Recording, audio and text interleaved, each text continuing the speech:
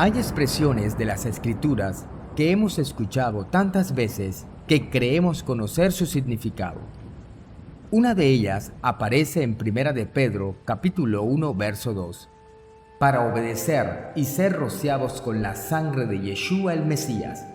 Y Hebreos 12:24 habla de la sangre de la aspersión. Pero, ¿qué significaban estas palabras para un judío del siglo I? Para responder, debemos dejar por un momento nuestras categorías teológicas posteriores y regresar al mundo de la Torá. Porque la palabra aspersión no nació con los discípulos del rabino Yeshua. Era una palabra sacerdotal. Era el lenguaje del altar, del pacto, del sacerdocio y del santuario. Para comprenderlas, tenemos que comenzar con la sangre. Levítico 17, verso 11 declara: porque la vida de la carne está en la sangre, y yo os la he dado sobre el altar, para hacer expiación por vuestras vidas. La sangre, entonces, no era considerada un elemento mágico. Representaba la vida. Y precisamente, por representar la vida, Dios había establecido que pudiera ser utilizada en el servicio del altar. Pero la sangre no se utilizaba siempre de la misma manera. En algunos sacrificios era derramada. En otros, era colocada sobre los cuernos del altar.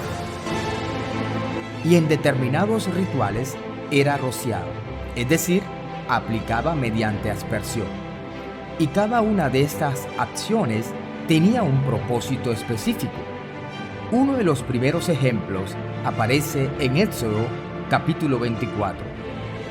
Israel acaba de entrar en una relación de pacto con Dios. Moisés, toma la sangre del sacrificio y la rocía sobre el pueblo, diciendo: he aquí la sangre del pacto que el Eterno ha hecho con vosotros. Aquí la sangre está relacionada con el pacto. No se trata simplemente de limpiar una culpa. La aspersión está marcando una relación entre Dios y su pueblo.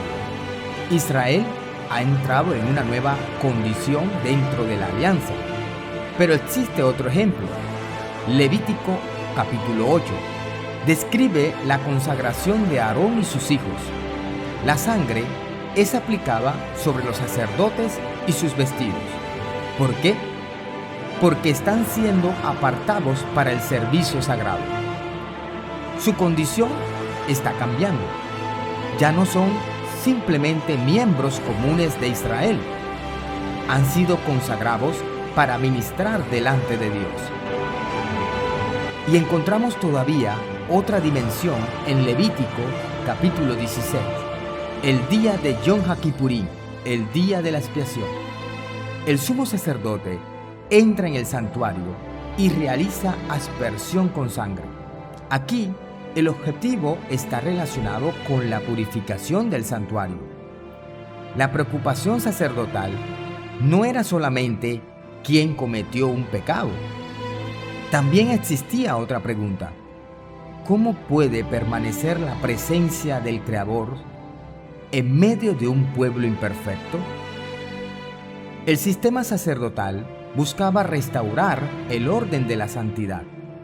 Finalmente, Números capítulo 19 presenta otro tipo de aspersión relacionada con la impureza causada por el contacto con un cadáver. La persona debía recuperar su pureza ritual para poder reintegrarse plenamente a la comunidad y al culto, a la Avodah Hashem. Por eso, podemos observar algo fundamental. La aspersión nunca tuvo un único significado. Podía estar relacionada con el pacto, con la consagración, con la purificación, con la restauración de la pureza ritual. Pero todas estas funciones tenían algo en común: restauraban una condición delante de Dios. Y ahora podemos regresar a Pedro. Cuando Pedro dice que los creyentes han sido llamados para obedecer y ser rociados con la sangre de Yeshua el Mesías, no está inventando una nueva terminología religiosa. Está utilizando el lenguaje que había aprendido en la Torá. Un lenguaje que cualquier judío familiarizado con el templo podía reconocer. Lo mismo ocurre en Hebreos cuando encontramos la expresión la sangre de la aspersión. El autor está pensando en el mundo del santuario, en Moisés, en el pacto, en el altar, en el sacerdocio, en la sangre. Por eso, cuando los primeros discípulos hablan de la sangre del Mesías, no podemos separarlos de la tradición sacerdotal de Israel. Ellos interpretan la muerte de Yeshua utilizando las categorías de la Torá. Y aquí encontramos el punto central. ¿Qué significa entonces ser rociados con la sangre del Mashiach? Desde esta perspectiva, significa participar en una nueva realidad de pacto. Significa ser consagrados para Dios. Significa entrar en una relación restaurada con Él. Y significa pertenecer a una comunidad llamada a vivir en obediencia. Pedro, de hecho, une dos conceptos: obedecer y ser rociados. La sangre no aparece como una expresión puramente emocional. Está relacionada con una vida transformada, con una nueva condición, con una nueva pertenencia, con una nueva manera de caminar delante de Dios. Por eso, la imagen de la sangre del Mashiach no debe entenderse aislada de la Torá. El lenguaje del Nuevo Testamento nace dentro de la historia de Israel. La sangre del Mesías es interpretada desde el lenguaje del altar. El pacto del Mesías es comprendido desde la tradición del pacto.